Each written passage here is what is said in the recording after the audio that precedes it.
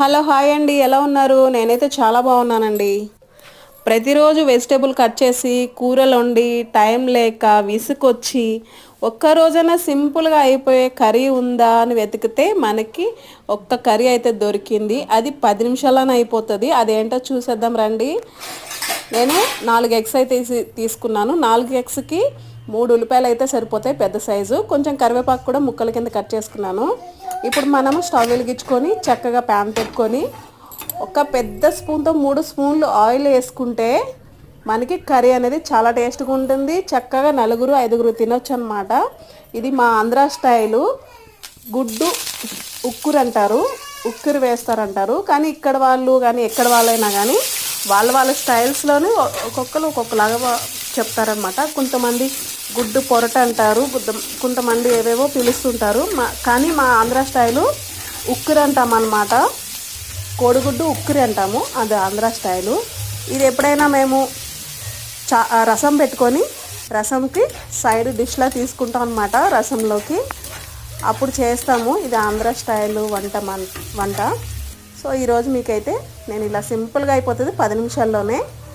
చూసారు కదా, ఆనియన్స్ కరివేపాకు మొత్తం వేగిపోయినాయి కదా. దాంట్లో పసుపు, ధనియాల పొడి, కొంచెం ఉప్పు, కారం, మీకు ఒక సరిపడగా అయితే కారం వేసుకోండి. కానీ ఎగ్స్లో కారం కావాలి కాబట్టి నేనైతే 2 స్పూన్లు అయితే వేసుకున్నాను. బాగా కలుపుకొని ఆనియన్స్ బాగా మొత్తం అంతా ఈ ఉప్పు, కారం, ధనియాల పొడి మొత్తం మిక్స్ చేసుకొని చక్కగా వేగిపోవాలి. ఆయిల్ చూసారుగా ఎంత పైకి వచ్చింది కదా, అలా వేయించుకోవాలి. ఇప్పుడు నేను దీంట్లో ఎగ్స్ అయితే కొట్టేసుకుంటాను అనమాట. నేను 4 ఎగ్స్ తీసుకున్నాను కదా, దీంట్లో 4 గుడ్లు కొట్టేసుకోవాలి. ఇది ఆంధ్ర స్టైల్ వంట అనమాట. చాలామంది చాలా రకాలుగా చేస్తుంటారు, కానీ చాలా సింపుల్ ప్రాసెస్. ఎంతో టైం పట్టలేదు. ఆనియన్స్ కొంచెం కట్ చేసే టైమే పట్టిందనమాట, ఎక్కువ టైం పట్టలేదు. సో గుడ్లన్నీ ఇందులో వేసేసుకున్నాను కదా, బాగా కలుపుకొని ఒక 10 నిమిషాలు మూత పెట్టుకుంటే మాత్రం ఈ గుడ్డు అనేది చక్కగా ముక్కలుగా వస్తుంది. ఒక 10 నిమిషాలు మూత పెట్టుకుందాం ఇప్పుడు.